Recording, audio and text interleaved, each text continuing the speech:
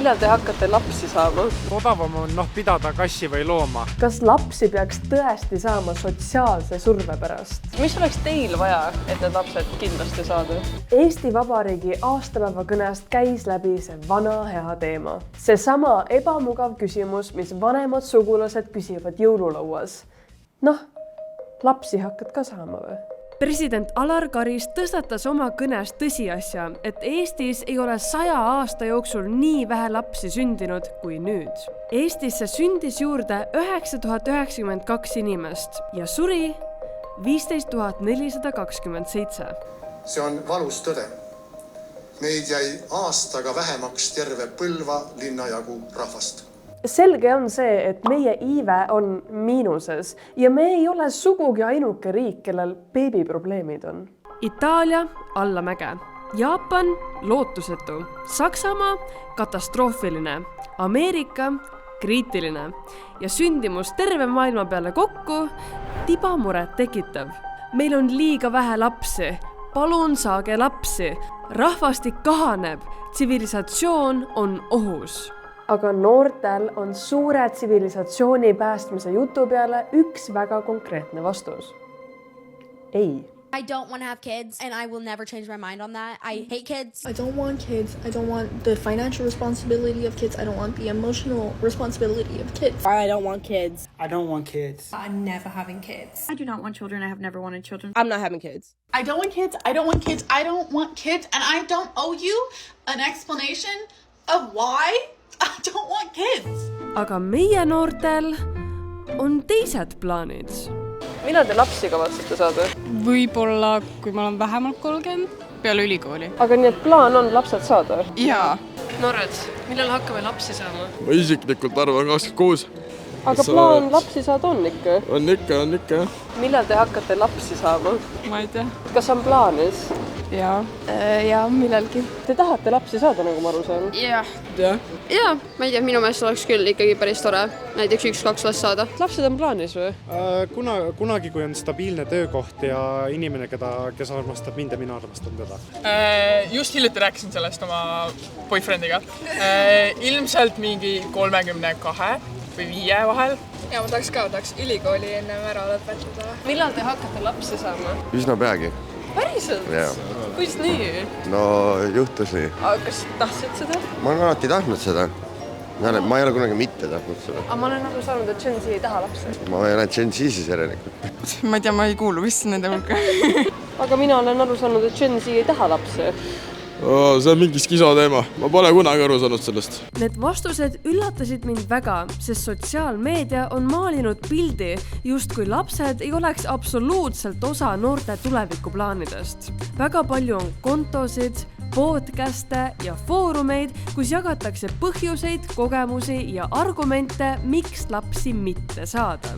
Üks kõige populaarsemaid sisuloojaid sellel teemal on tüdruk nimekirjaga, kes kogub oma märkmetesse põhjuseid olla lastevaba.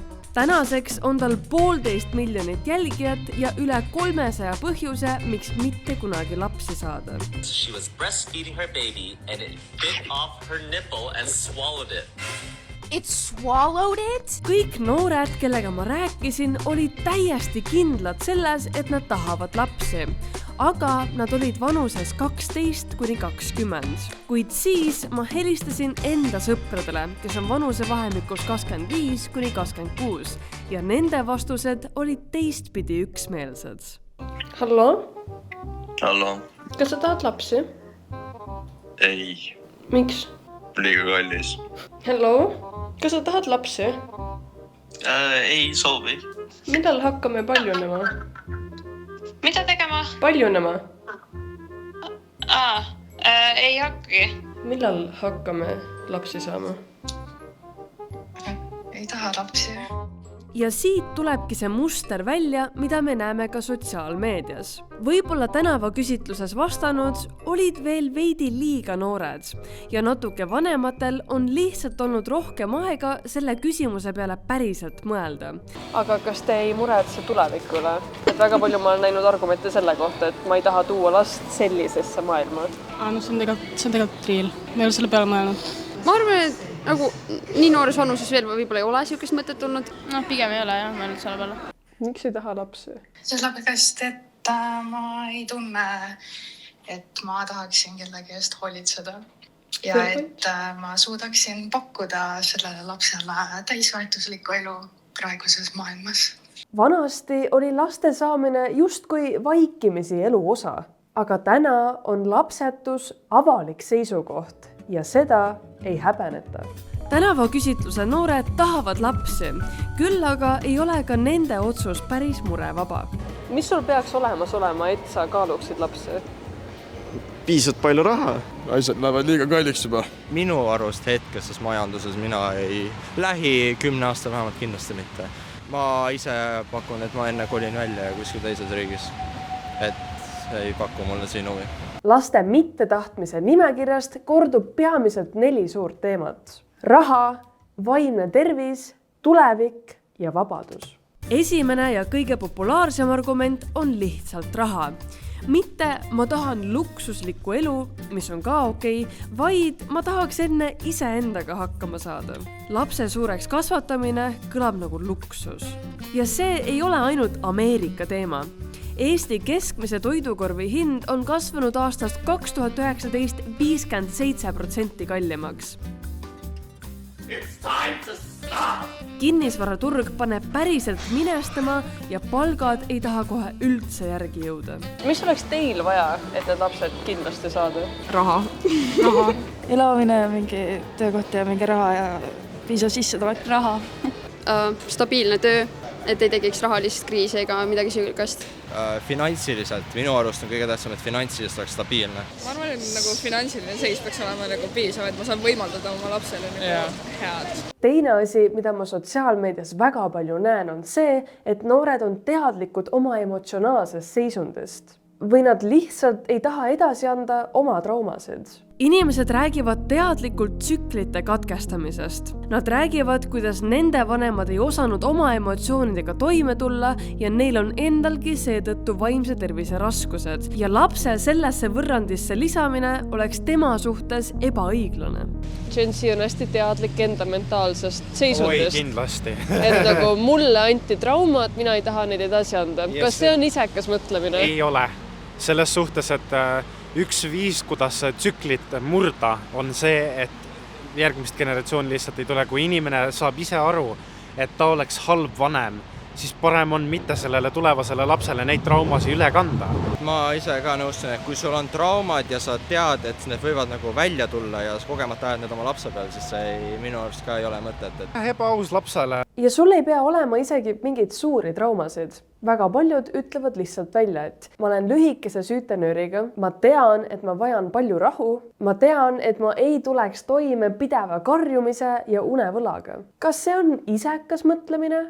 Võimalik. Aga samal ajal, miks peaks laps üles kasvama peres, kus vanemad justkui saavad normaalselt hakkama, aga tegelikult nad ei ole õnnelikud? Varem oli võib-olla norm see, et sa saad lapsed ja siis lihtsalt kuidagi saad hakkama. Aga tänapäeval küsitakse enne, kas ma päriselt tahan seda kohustust, mitte kas ma jääksin ellu. Ei, see on väga arusaadav.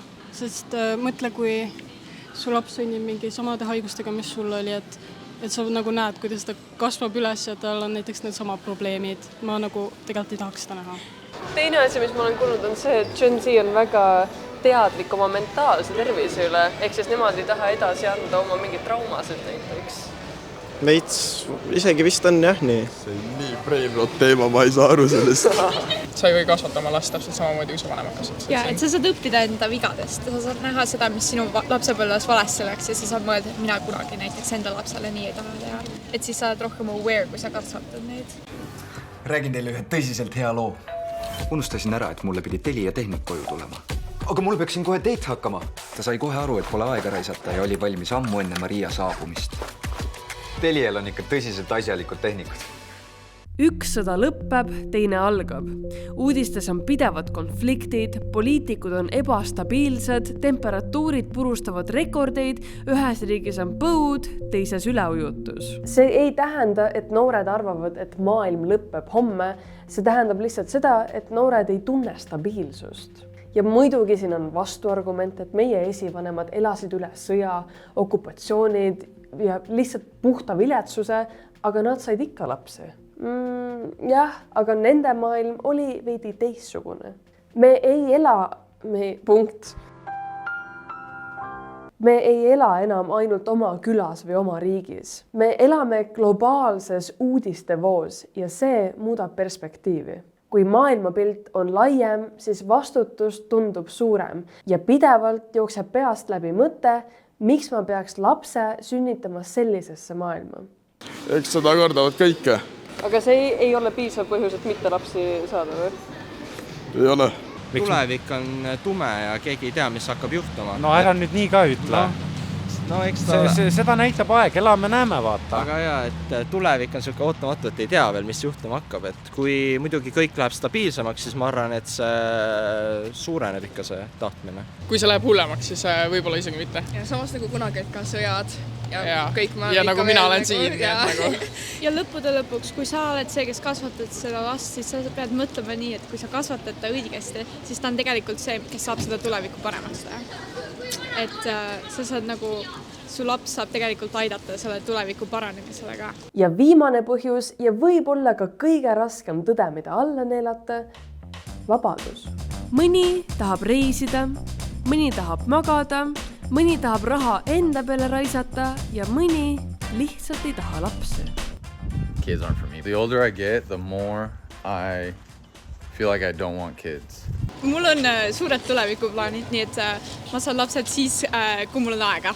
Ma arvan, et see on rohkem nagu see, et paljud lapsed mõtlevad nagu rohkem enda tuleviku peale ja meil on rohkem nagu independent women ja nagu ma arvan, et see on ka nagu minu fookus. See võib tunduda isekana, sest me oleme harjunud, et õige elu käib kindlat radapidi. Aga kes oleme meie, et öelda, milline kellegi elu peab välja nägema? Kas lapsi peaks tõesti saama sotsiaalse surve pärast või hirmust, et muidu vaadatakse viltu? Ei, minu meelest on ikkagi inimese enda otsus.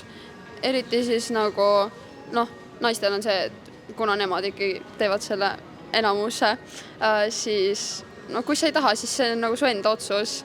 Kui inimene ei taha, siis ta ei taha, Mõnel polegi plaani üldsegi last tahta. Osad just tahavad väga palju. Osad inimesed ei saagi lapsi. Osadel on jah see probleem, et ei saa. Et see kõik oleneb. Ja see kõik on okei? Jaa, see kõik on täiesti normaalne, et sinu enda otsus. Ja teate see muud. Selle video mõte ei ole toetada mingit agendat. Ma ei tee kampaaniat, et paljunege. Ma ei tee kampaaniat ka selle kohta, et inimesed ei peaks lapsi saama. Lihtsalt minu jaoks on kõige huvitavam see, et sellest räägitakse nii avatult. Rohkem kui kunagi varem ja minu arust on see tore.